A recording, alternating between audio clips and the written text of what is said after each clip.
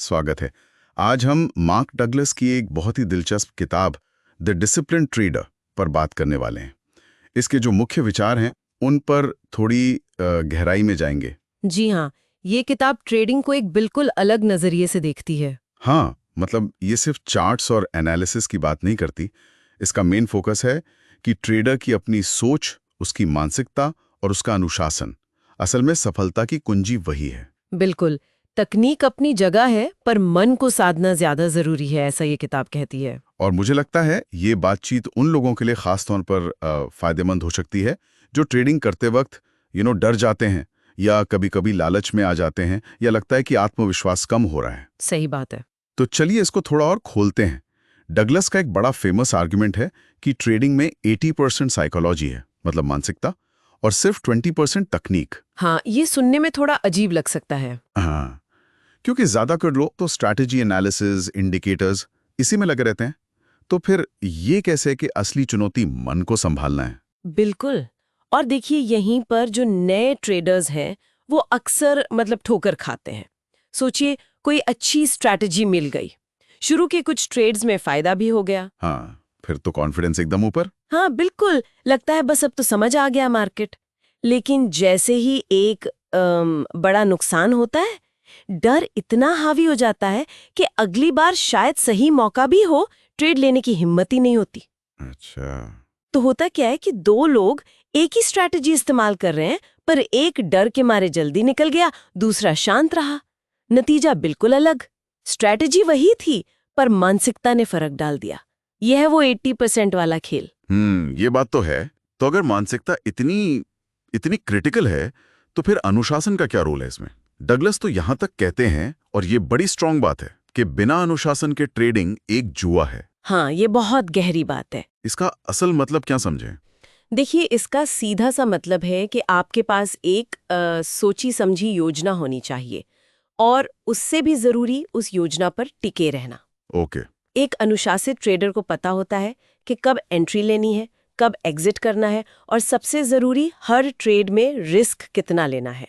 वो अपनी भावनाओं को, चाहे वो डर हो या एक्साइटमेंट हो या लालच, उसको अपने फैसलों पर हावी नहीं होने देता। मतलब इमोशंस को साइड में रखना। हाँ, काफी हद तक। इसके उलट अगर कोई प्लान नहीं है, बस ऐसी लग रहा है कि शायद ऊपर जाएगा या लगता है गिरेगा, इस उम्मीद पर ट्रेड कर रहे हैं, तो वो तो फिर खुद को बाजार की दया पर छोड़ देना हुआ। अनुशासन ही वो चीज़ है जो मार्केट के उतार चढ़ाव में आपको एक तरह से स्थिर रखती है। वो लंगर वाली बात है। सही कहा। और नुकसान झेलने की बात, लॉस तो होता ही है ट्रेडिंग में, ये तो सब मानते हैं। पर ज्यादातर लोग इसे फेलियर की तरह देखते हैं, पर्सनली ले लेते हैं। डगलस इस बारे में क्या कहते हैं? उनका नज़रिया इस पर काफ़ी कंस्ट्रक्टिव है, सकारात्मक है। वो कहते हैं कि लॉस को कभी भी पर्सनल हार या ईगो पर चोट की तरह मत देखो। अच्छा। हाँ, बल्कि उसे ऐसे देखो कि बाजार आपको कुछ बता रहा है, एक फीडबैक दे रहा है। सही सोच ये है, ठीक है, ये ट्रेड नहीं चला, मैंने क्या गलत किया, क्या मेरी एंट्री गलत थी, क्या मैंने रिस्क ज्यादा ले लिया, अगली बार क्या बेहतर कर सकती हूँ। मतलब सीखने का मौका। बिल्कुल, हर हारे हुए ट्रेड का विश्लेषण करना कि चूक कहाँ हुई, क्या स्ट्रैटेजी में कमी थी, या मैंने डर के मारे जल्दी एग्जिट कर दिया। ये मानसिकता अपनाने से वो जो डर है ना, वो कम होता है और सीखने की रफ्तार बढ़ती है। तो इसका मतलब ये हुआ कि रिजल्ट से ज्यादा प्रोसेस पर ध्यान देना है। हाँ। अगर आप अपने नियम, अपनी योजना को लगातार फॉलो कर रहे हैं, तो कुछ ट्रेड्स अगर फेल भी हो जाएं, तो भी लॉन्ग टर्म में सफल होने के चांस बढ़ जाते हैं। ये बात बहुत इंटरेस्टिंग है। एकदम सही पकड़ा आपने।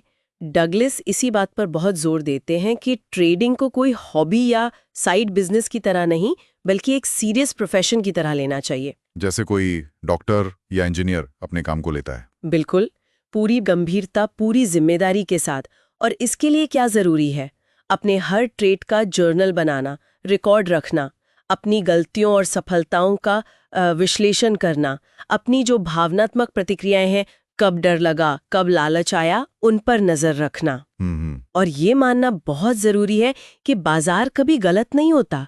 हमारा विश्लेषण गलत हो सकता है, हमारी उम्मीद गलत हो सकती है, पर बाजार तो वही कर रहा है जो उसे करना है। सही बात। तो ये सवाल खुद से पूछना लाजिमी है कि क्या हम ट्रेडिंग को वाकई वो गंभीरता दे रहे हैं जो एक प्रोफेशन को देनी चाहिए। तो कुल मिलाकर देखें तो द डिसिप्लिन ट्रेडर सिर्फ ट्रेडिंग की तकनीकों या स्ट्रैटेजी के बारे में नहीं है।